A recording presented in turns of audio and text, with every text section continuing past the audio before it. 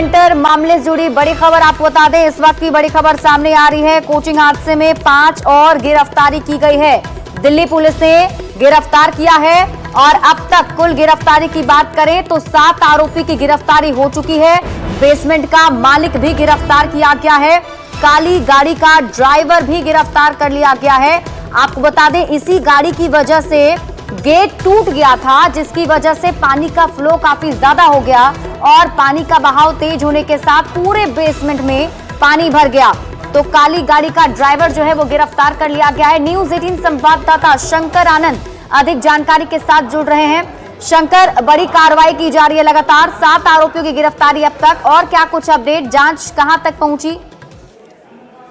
देखिए, जिस तरह से अगर रंजीत नगर यूपीएससी सेंटर की अगर बात करें तो इस मामले में 5 नई गिरफ्तारियां हुई हैं जो आज हुई हैं, और कल इस मामले में कल 2 आरोपियों को गिरफ्तार किया गया था। इस कोचिंग सेंटर के मालिक को भी गिरफ्तार किया गया है। इसके साथ ही इस कोचिंग सेंटर से जुड़े हुए कई अन्य आरोपी जो हैं उसके खिलाफ भी अब जांच का दायरा आगे बढ़ता हुआ नजर आ रहा है। और जिस तरह से इस मामले पर दिल्ली का जो राजनीतिक पारा है वो काफी गर्माता हुआ नजर आ रहा है। और सबसे बड़ी बात है कि अब इस मामले को लेकर संसद में भी सवाल जो है वो पूछे जाने की तैयारी की जा रही है। जिस तरह से इस मामले में चाहे बीजेपी की बात करें तो बीजेपी अपनी तरफ से इस मामले को आगे बढ़ाने की तैयारी कर रही है, तो दूसरी तरफ देखा जाए आम आदमी पार्टी के द्वारा भी इस मामले में राजनीतिक बयानबाजी हो रही है। तो एक तरह से कहा जा सकता है कि एक तरफ देखा जाए राजनीतिक बयानबाजी, तो दूसरी तरफ जो है छात्र छात्राएं जो हैं जो उस कोचिंग सेंटर में पढ़ते हैं वो चाहते हैं कि इस मामले में उन्हें न्याय मिले। तो दोनों तरफ से आज जिस तरह से एक माहौल बना है, तो एक इस मामले को लेकर काफी माहौल जो है वो गर्माता हुआ नजर आ रहा है। तो वहीं इस मामले की नजाकत को देखते हुए दिल्ली पुलिस ने तत्काल कार्रवाई करते हुए कुल 7 आरोपियों को गिरफ्तार किया है। अब इस मामले में तफ्तीश का दायरा आगे बढ़ता जा रहा है और इस मामले में एक और शिकायत इस हादसे के पहले दर्ज करवाई गई थी। तो अब ये भी अब जांच का दायरा है कि जब पहले से शिकायत आई थी तो इस मामले पर आगे कार्रवाई क्यों नहीं हुई, आखिर लापरवाही क्यों हुई है, कहां से हुई है, किसके द्वारा हुई है। तो एक तरह से कह सकते हैं कि इस मामले में जांच का जो दायरा है काफी आगे बढ़ता हुआ नजर आ रहा है। शंकर, काफी गंभीर मामला है और उस पर जांच काफी गंभीरता के साथ भी करनी होगी। राजनीति से ऊपर उठकर समाधान पर ध्यान देना होगा। बहुत बहुत शुक्रिया तमाम जानकारी के लिए शंकर आनंद।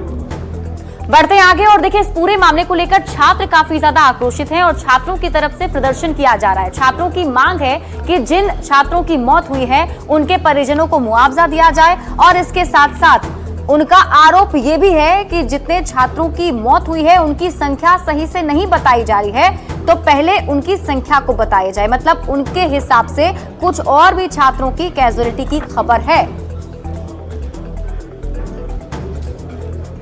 छात्र ये आरोप लगा रहे हैं कि जो कैजुअलिटीज हैं और जो हताहत हुए हैं उनके एग्जैक्ट नंबर दिए जाएं। 3 लोगों की इसमें मौत हुई है, इसके अलावा 5 करोड़ का मुआवजा मांग रहे हैं और भी कई डिमांड्स हैं। आप बताइए कि क्या क्या डिमांड्स आप लोगों की हैं? सबसे पहले हमने जो डिमांड रखी थी, कल एसीपी साहब को रात के 1:30 बजे हमने डिमांड्स रखी थी। उनमें सबसे पहली थी कि जो भी बच्चे फंसे थे, जिनका रेस्क्यू सक्सेसफुल हुआ, जो कैजुअलिटीज़ हुई, उनकी आइडेंटिफिकेशन प्रॉपर पब्लिक डोमेन में दी जाए विद सीसीटीवी फुटेज।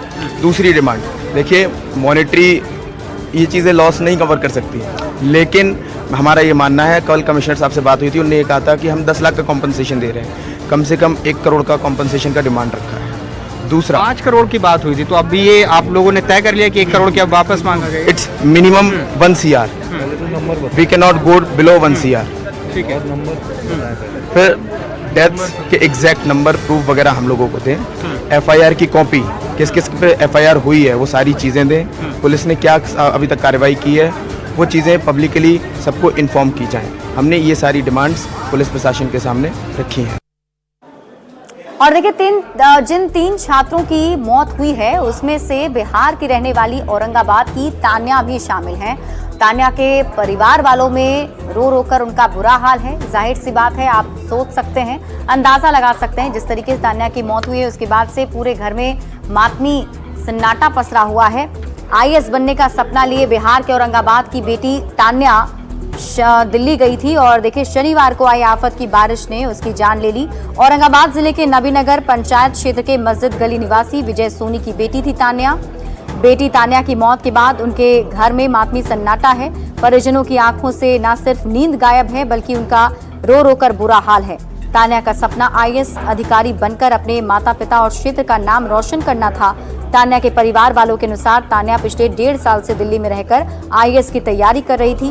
तान्या के पिता विजय सोनी तेलंगाना में इंजीनियर हैं और अपनी पत्नी के साथ वहीं रहते हैं। तान्या का एक छोटा भाई आदित्य सोनी हैदराबाद में है और छोटी बहन पलक सोनी इलाहाबाद में इंजीनियरिंग कर रही है।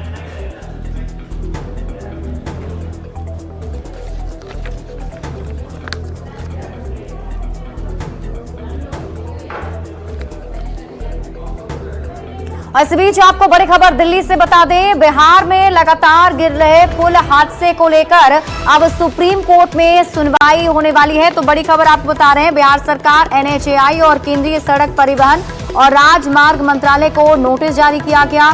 वकील ब्रजेश सिंह ने याचिका दायर कर मांग की है कि राज्य में पहले से मौजूद सभी छोटे बड़े पुलों और निर्माणाधीन पुलों का स्ट्रक्चरल ऑडिट कराया जाए।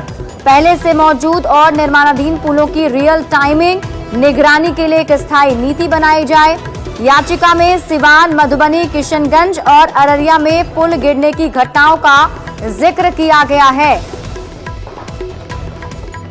तो बड़ी खबर आपको बता रहे हैं, बिहार में लगातार पुल गिरने की घटनाओं पर दायर याचिका पर सुप्रीम कोर्ट ने सुनवाई करते हुए नोटिस जारी किया है। और न्यूज 18 संवाददाता सुशील पांडे अधिक जानकारी के साथ हमारे साथ जुड़ गए हैं।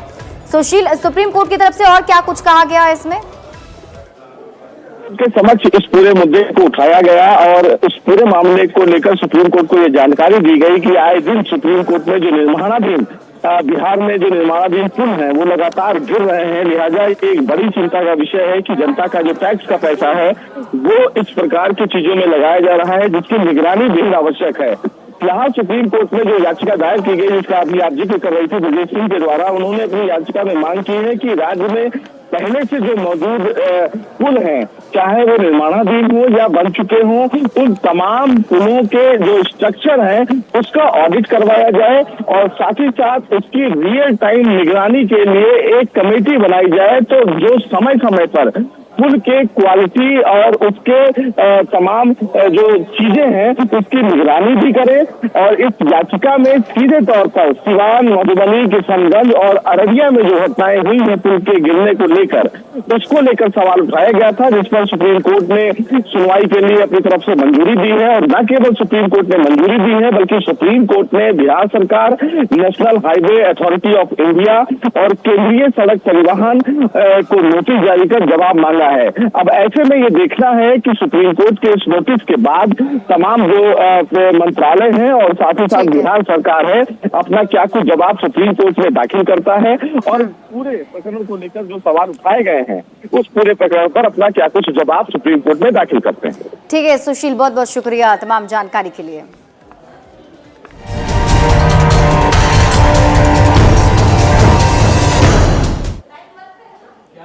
और अब बात करेंगे झारखंड विधानसभा के मॉनसून सत्र की। तो झारखंड विधानसभा के मॉनसून सत्र का आज दूसरा दिन और दूसरा दिन भी काफी हंगामेदार रहा और इसी को देखते हुए कार्यवाही स्थगित कर दी गई है। आपको बता दें कि बीजेपी के विधायकों ने कई सारे मुद्दों को लेकर जमकर प्रदर्शन किया, जिसके बाद कार्रवाई को स्थगित करना पड़ा है।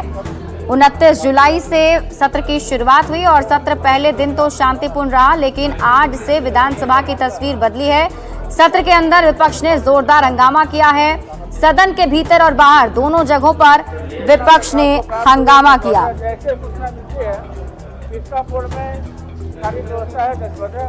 तो आपको बता दें कि झारखंड विधानसभा में कार्यवाही फिलहाल स्थगित की गई है और जानकारी के मुताबिक सदन में बीजेपी ने जमकर आज हंगामा किया है, जिसके बाद सदन की कार्यवाही को स्थगित करना पड़ा। पहले से ही झारखंड विधानसभा को लेकर ये आसार जताए जा रहे थे कि सदन हंगामेदार होगा। दो तस्वीरें आपकी टीवी स्क्रीन पर आपको दिखा रहे हैं, जहां आप देख पा रहे होंगे कि जो बीजेपी के विधायक हैं कई सारे मुद्दों को लेकर प्रदर्शन कर रहे हैं। खासतौर पर बांग्लादेशी घुसपैठियों का मुद्दा बीजेपी जोर शोर से उठा रही है और